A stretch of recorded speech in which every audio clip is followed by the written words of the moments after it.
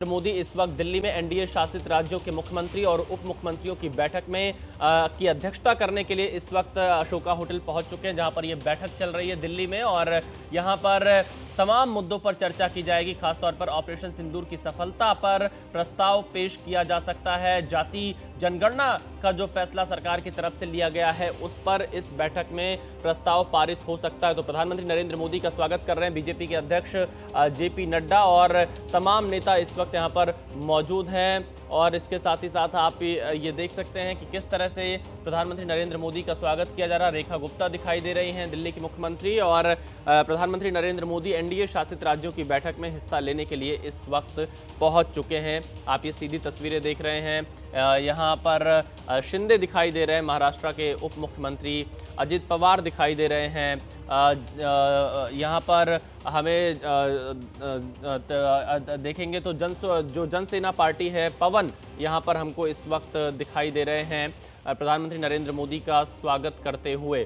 तो इसी के साथ ही साथ आप देख सकते हैं प्रधानमंत्री नरेंद्र मोदी पहुँच गए हैं एनडीए शासित राज्यों के मुख्यमंत्री और उप मुख्यमंत्री की बैठक के लिए।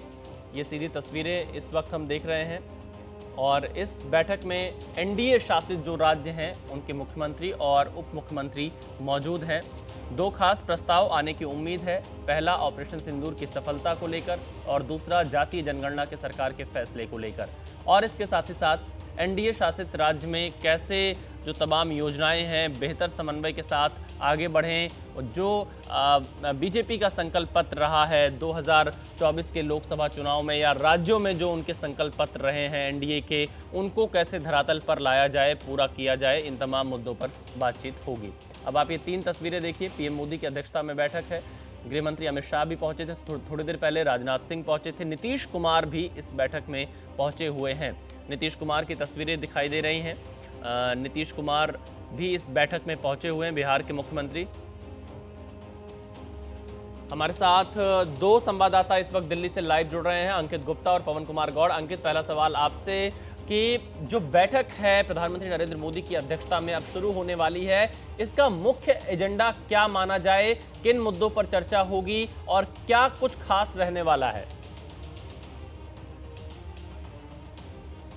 देखिए विशाल, इसमें जो दो प्रस्ताव आएंगे जिस बात का भी आप जिक्र कर रहे थे। पहला प्रस्ताव किस तरीके से जो है ऑपरेशन सिंदूर को लेकर के भारतीय सेना के शौर्य और पराक्रम है उसको जो सराहना की जाएगी एक प्रस्ताव में, और दूसरे प्रस्ताव में जिस तरीके से जो है केंद्र सरकार, जो एनडीए की जो केंद्र सरकार है प्रधानमंत्री नरेंद्र मोदी की अगुवाई वाली, वो जो जातिगत जनगणना को लेकर के जो फैसला किया है उसको लेकर के जो है सरकार के उस काम की तारीफ की जाएगी। लेकिन उसके साथ ही में अलग अलग राज्यों में जहाँ पर एनडीए की सरकारें हैं, किस तरीके से जो अलग अलग योजनाएं चल रही हैं जो जनता के हित की हैं, वो किस तरह से आगे बढ़ रही हैं। जो उसमें से अच्छी योजनाएं हैं अगर दूसरे राज्यों में नहीं लागू हैं तो उनको जो है कैसे लागू किया जाए, उस बात पर भी चर्चा होगी। और जैसी जानकारी मिली है जो 5 राज्य हैं जिसमें जो यूपी, बिहार, महाराष्ट्र जैसे 5 राज्य हैं, उनके जो सीएम हैं वो आज होने वाली बैठक के दौरान प्रेजेंटेशन देंगे कि उनके राज्यों में जो अलग अलग योजनाएं चल रही हैं उसका कैसे लोगों को फायदा मिला है और उसको कैसे दूसरे राज्यों में लागू किया जा सकता है। इसके अलावा एक और जानकारी निकल के सामने आई है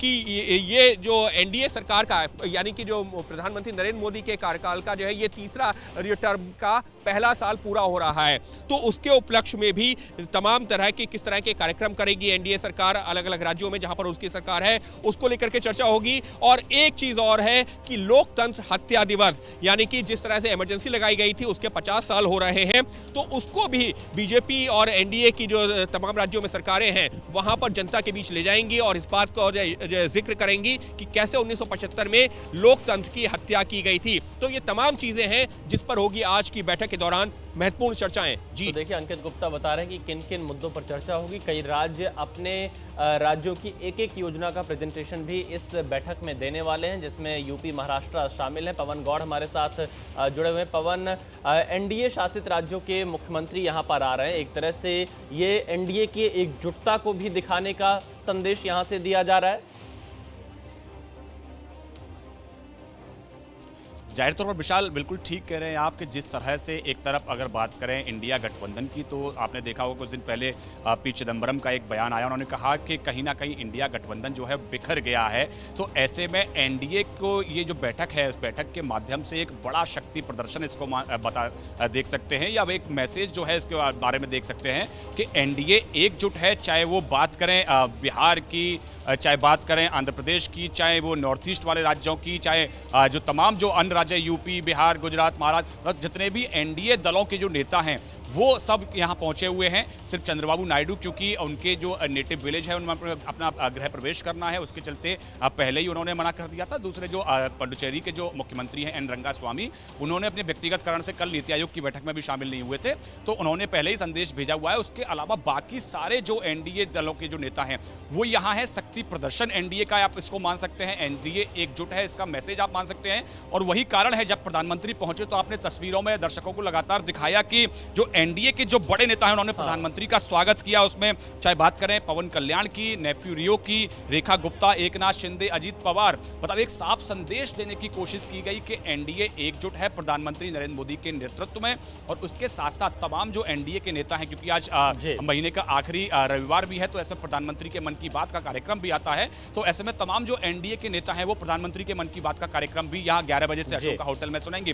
तो उसके साथ साथ जिस तरह से जो चुनावी राज्य हैं उनकी रणनीति पर चर्चा होगी। एनडीए एकजुट होकर आगामी दिनों में जिन राज्यों में चुनाव है, चाहे वो बिहार की बात करें, चाहे पश्चिम बंगाल की बात करें, या फिर तमिलनाडु की बात करें, तो ऐसे में एक साथ मिलकर कैसे एनडीए काम करे, कैसे एनडीए के एकजुटता का संदेश तो है ही। हालांकि ये सिर्फ मुख्यमंत्री और उप मुख्यमंत्री इस बैठक में शामिल हो रहे हैं एनडीए के, तो यहां से जहां गुड गवर्नेंस पर चर्चा होगी तो वहीं तमाम चीजों पर एक दूसरे से विचार साझा किए जाए।